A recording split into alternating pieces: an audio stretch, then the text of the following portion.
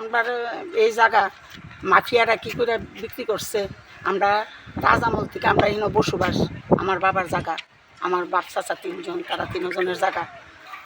আজকে রাজামল থেকে আমরা এখানে বসবাস, আমরা এই দেশের বাসিন্দা, তারা বাংলাদেশ থেকে আইছে।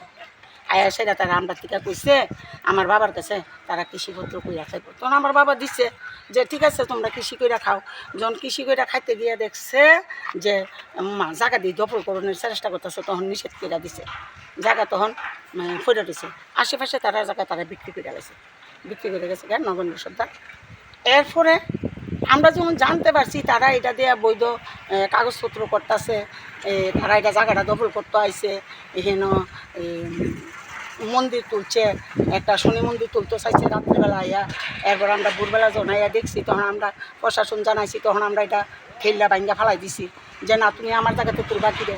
তখন কইছে না এটা আমরা এখানে একটা কীর্তনের ইয়া করুন, ঠাকুর মন্দির তুলব। আমি কিনা আমার জায়গায় ঠাকুর মন্দির তুলতে কিরে, তোমারও তো জায়গা খালি আছে, তোমার জায়গাত করো। এমন করে আমরা খুব ইয়া হইছে পরে এটা পবিত্র হয়েছে।